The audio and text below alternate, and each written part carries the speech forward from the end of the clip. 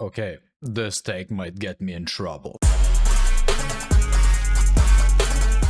Now, before we start talking about what you're doing wrong so far in the entire game, when it comes to the course, shout out to my Vice Guild leader, Nox. He does a fantastic and amazing job helping me managing the guild, recruiting new members, pinging everybody, helping me, telling people to support me in the partner creator program, stuff like that. He does a very amazing job, and he was complaining yesterday to me about the thing that I'm not as thankful as I should be, and he deserves a shout out and everything. And you know what? He's absolutely right.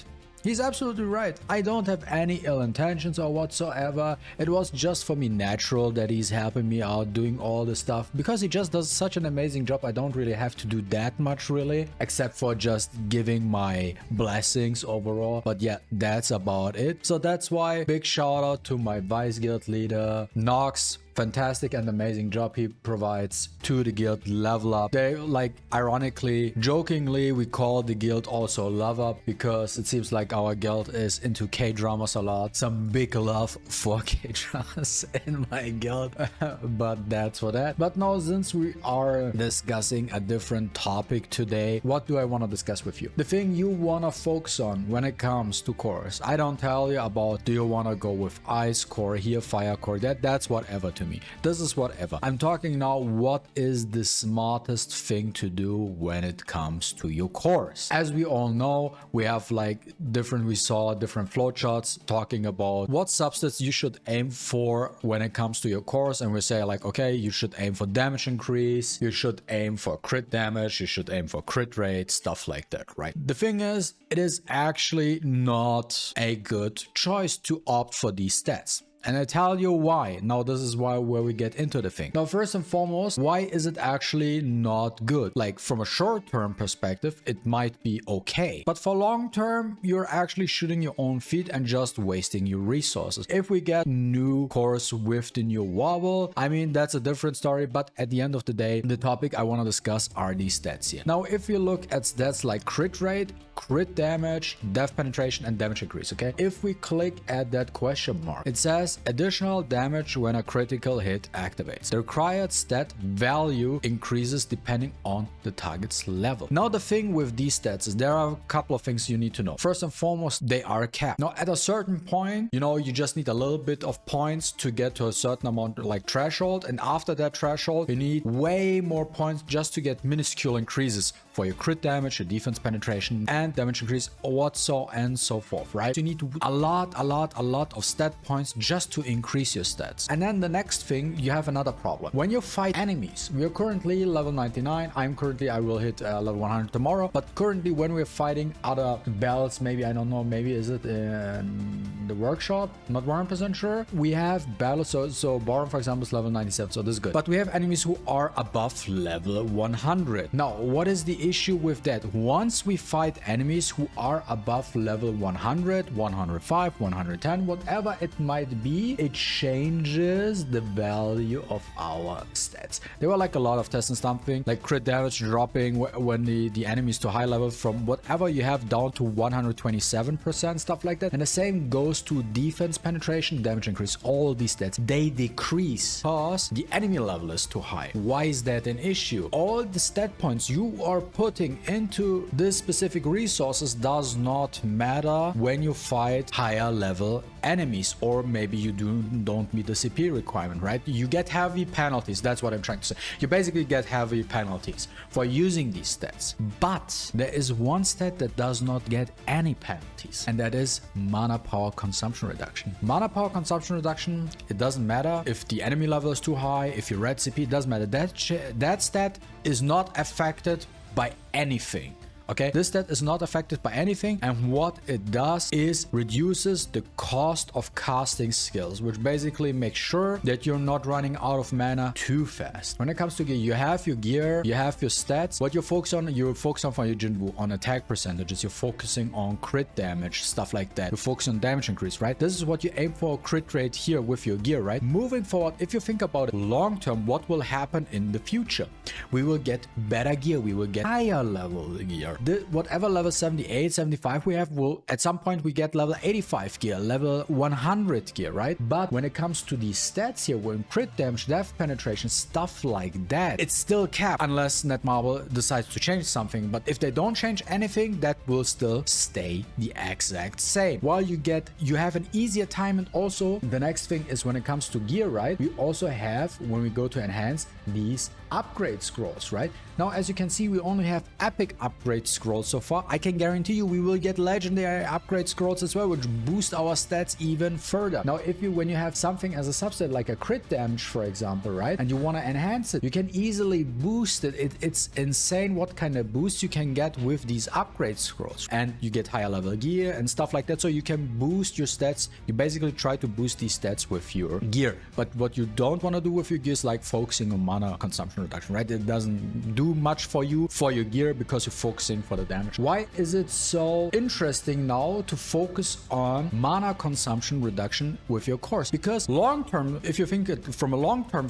perspective, you already have all the damage from all these other resources. The 2k, right? And now look at what I equipped. I equipped him with an attack percentage crit damage one. I equipped him with additional defense damage increase, and I equipped him with HP percentage damage increase. Okay, I will now replace them with mana consumption reduction, and look what happens. Now let's say we want to switch this one, right? HP percentage damage increase, and now we switch it to MP consumption reduction. Now what will happen? We change this, boom.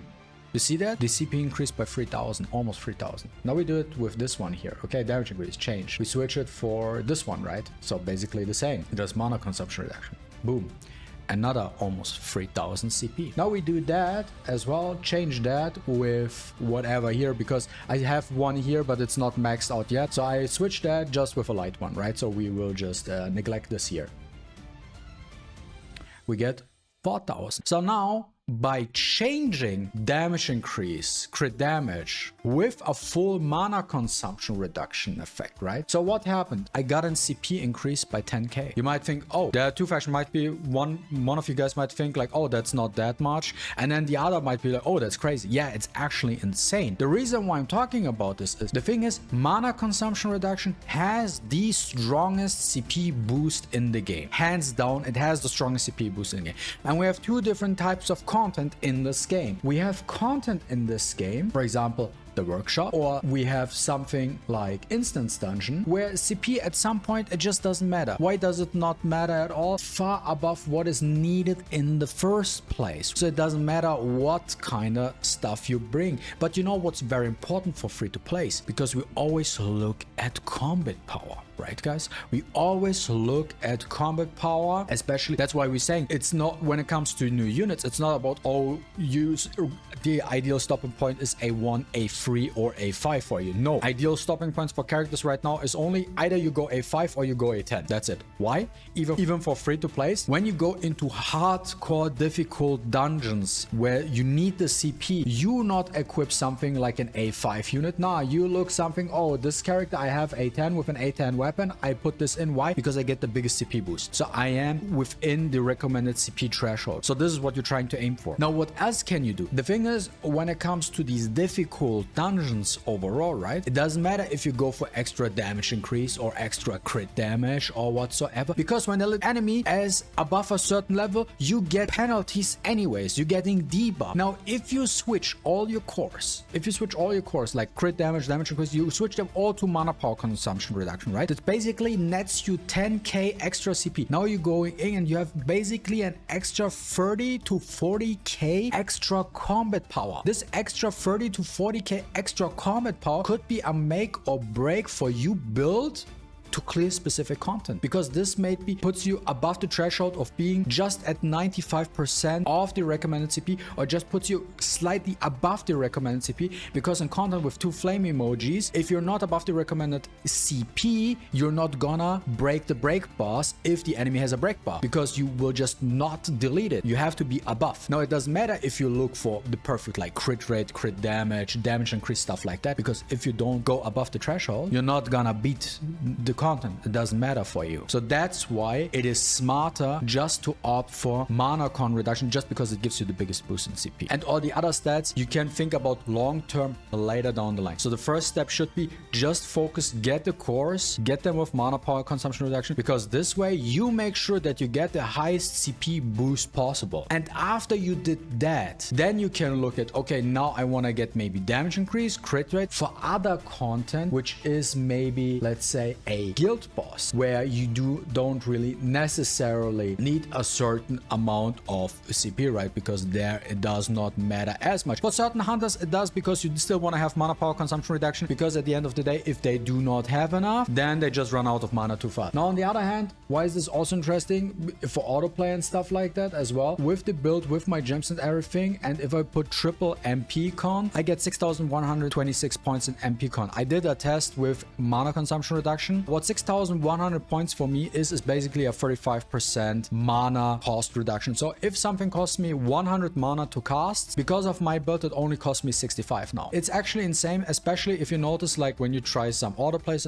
how fast Sung Jin Woo theoretically like runs out of mana if you don't play him yourself, spam basic attack, stuff like that. But with this on auto, like he does not drop below 60-70% MP. It just does not happen. It just simply does not happen. So this helps out also for your autoplay runs, for your hunters and stuff like that, right? So there are many different reasons. Now for a MaTeIRiA, for example, it's also very interesting, because when you're in her ult, you want to have her above 60% MP, because if she drops below, she's losing her buffs, she does less damage. Now with this, it actually keeps you longer within the maximum power range. This is basically what I wanted to say today, guys. This is my recommendation for you. Obviously, focus on mana consumption reduction as a substat for your cores. Don't focus on damage increase, crit, all the other stuff. Focus on mana con reduction first, because that one gives you the biggest CP boost, and this is basically what helps you moving on with hard content in the future. Thanks guys for watching. If you enjoyed watching this video, don't forget to leave a like in the comment down below. I really appreciate it, and see you with the next one.